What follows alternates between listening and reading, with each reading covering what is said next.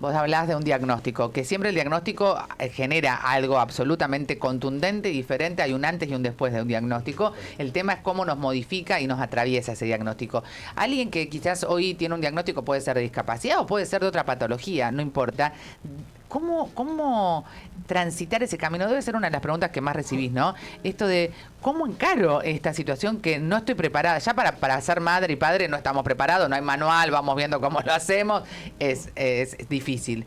Y con esto es mucho más complejo quizás, ¿no? Es mucho más complejo y yo creo que lo primero es porque implica una renuncia.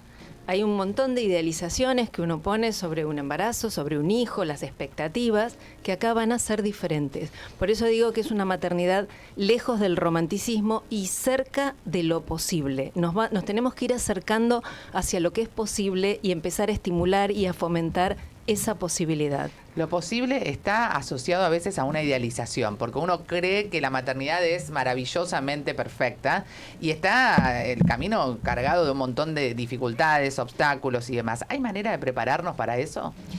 No sé si hay manera, creo que se hace camino al andar y estas madres se reponen en tiempo récord. Hay algunas de ellas que recibieron un diagnóstico que la verdad fue bastante desalentador y al mismo tiempo que hacían sus propias renuncias, iban trazando líneas de cómo asistir a su hijo y a veces cómo asistir a otros hijos que requieren otra maternidad. Claro. Entonces es una madre que en soledad está como diversificándose todo el tiempo y no la vemos, ni siquiera dentro del seno familiar. Hablando con algunos padres que acompañan a estas mamás coraje, me comentaban eso, como estoy en la vorágine del día a día, en salir a generar condiciones, dinero, todo, y no veo la inmensa tarea que hace esta madre.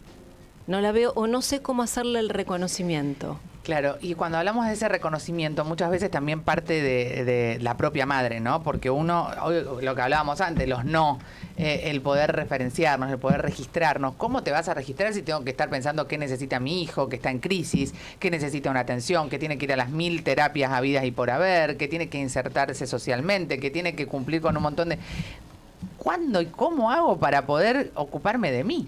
Yo digo, el gran desafío de estas madres es tratarse con el mismo amor con el que tratan a su hijo. Claro. Es el gran desafío. Su gran aprendizaje es priorizarse, pero no sobre su hijo, igual que su hijo.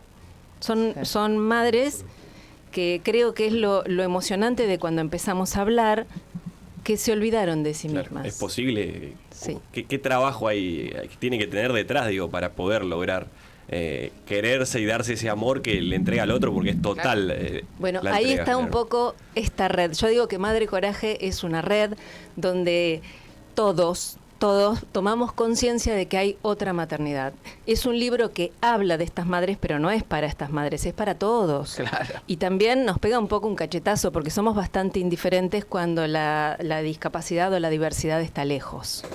Y volvemos cuando hablamos al principio del programa del amor propio, ¿no? Es lo Tenemos mismo, que construir eso, porque el que se llena de amor propio, ¿qué puede dar? Solo eso. Sí, yo creo que maternar, por eso me encanta usar esta palabra, maternar es un acto de amor. ¿Cómo? Ahora, cuando maternamos olvidándonos de nosotros mismos, no es un acto de amor. No es un acto de amor. Nos vamos perdiendo. Entonces lo que empezamos a convidar es cada vez más empobrecido. Y es ahí donde hay que hacer el clic. ¿Y ese clic cómo lo podríamos hacer? Bueno, Vale, porque uno en la teoría dice que yo quiero, sí, me encanta, necesito, pero ¿cómo haces ese clic? Porque la verdad es que a veces uno tiene esa cosa de entrega asociada al olvido de uno mismo, ¿no? No digo que esté bien, está muy mal, porque incluso construir esos espacios, esa individualidad, pasa a ser un modelo para tus hijos, pero mira, ¿cómo te sacás ese chip? Nati, hoy vos hablando de esto, Sí. ya estás haciendo red. O sea, ya le estás poniendo palabra a algo que es completamente invisible. Y tabú, claro. Hace muchos años, cuando yo empecé a trabajar con algunas madres coraje, que no sabía bien cómo ayudarlas, entonces empecé a ir a instituciones y a preguntar, ¿qué hay para estas madres? Nada. Es más, en una institución muy grande, el director me dijo, nada, traen a los chicos. Como... Nada. No hay nada. No hay ni siquiera un grupo de contención. Y estas madres solitas se encontraban a tomar un café para pasarse información, a qué profesional ir, a qué institución ir, cómo acompañarse un ratito. Entonces, ellas mismas van haciendo red. Cuando todos le empezamos a poner voz a este tema y empezamos a honrar la gran tarea que hace cada madre coraje, empezamos a dar valor. Ese valor, créeme, que empieza a generar contención, y esa contención hace que podamos convidar a nuestros hijos con una mejor versión. Totalmente. Y no necesariamente tenés que tener un hijo con un diagnóstico, una discapacidad, cabe para todas. Eso. Cabe para todas, porque la maternidad y maternar, como vos bien decís, es algo que, bueno, sí, te tocó, listo, hacelo. Es como, ¿no sabés? Es ser empático. Claro. Es ser empático. Y nos reequivocamos, y los padres también. Y aparte, encima de ser madre, tenés que muchas veces, el que tiene la posibilidad de hacerlo de a dos, negociar. Y tampoco sabemos negociar la crianza de un hijo, ¿no? Y encima con un diagnóstico. Y te digo, conozco un caso que lo traigo a colación, por supuesto no voy a decir nombres ni nada, pero cuando un diagnóstico llegó a esa familia, esa madre se olvidó del resto de sus hijos porque sentía que su energía y su necesidad la tenía solo un hijo, y en realidad los otros no tenían un diagnóstico, pero tenían necesidad de tener a su madre también presente, ¿no?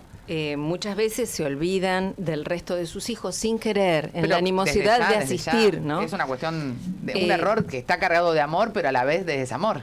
Se van distanciando del vínculo de pareja. Bueno, empiezan a tener como un socio de convivencia que asiste en esta tarea de maternar, pero se empieza a romper el vínculo de pareja en sí. Eso pasa mucho. Sí, lo social.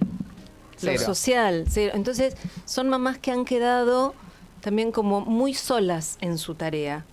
Y está bueno empezar a entramar nuevamente, llevando como el mensaje de lo estás haciendo bárbaro, pero ahora hay que ampliar, hay que volver a formar parte de una red. Sí, y además ese hijo que se vincula solo, especial y únicamente con esa madre, y esa madre que se vincula y que su mundo es su hijo, y entonces empieza a generar un vínculo que no digo que no esté lleno de amor, pero es heavy después salir de ahí. Totalmente, pero también a la vez qué importante sería que haya redes de contención social para el hijo, para que se pueda adaptar, para que pueda tener un mejor contexto, un desarrollo personal, y así esa madre también tener ese tiempo para darse amor a sí misma, porque están también muy expuestos. En este caso estamos hablando, por ejemplo, con chicos con discapacidad, y si no encuentran ese amor de madre que les entrega todo, que hace las mil y unas para poder que los chicos, por ejemplo, puedan ir a practicar un deporte, no lo pueden hacer. Nosotros contamos acá un montón de historias de chicos que no reciben ni las condiciones adecuadas para poder desarrollarse. Mira, en el libro de testimonios yo seleccioné 10 de distintos lugares. Nosotros a veces pensamos la discapacidad como algo de nacimiento o detectado en los primeros años, pero también hay madres de hijos que se accidentaron a los 20 años y que tuvieron que rehacer toda su dinámica familiar, dejar sus trabajos, todo. Entonces me parece que es entender que ahí hay una función que es tremenda, de la que no hablamos. Y otro tema me parece fundamental, debe ser muy difícil para estas madres preparar a esos hijos para el futuro cuando ellas no estén. Porque la ley de la vida hay un capítulo que dice qué va a pasar, ¿no? Cuando ¿qué va a pasar cuando no esté? Preparar a ese hijo y al entorno que venga a reemplazar ese lugar que uno ocupó con una gran sobreprotección. Sí, estos días, la verdad que en las distintas presentaciones, el fin de semana pasado estuve en Salta con un grupo de madres hermoso, con otras realidades. Y la verdad es que todas coinciden en nunca nos dijeron que andábamos por la vida a puro coraje. Claro. Es la primera vez que sentimos... ¿Te empoderás? Que adentro nuestro hay coraje. Claro, imagínate qué lindo recibir esa definición. Bueno, Ale, ¿te podés quedar un ratito más? Por supuesto que sí. Vamos a leer algunos de los testimonios. Ahora elegís vos uno que te parezca porque son muy simbólicos. Porque hablar de estos temas tiene que ver con el bienestar de una familia, el bienestar de una mujer, el bienestar de una sociedad. Entonces, claro que es incómodo y bueno, hay que empezar a darle luz a estos temas.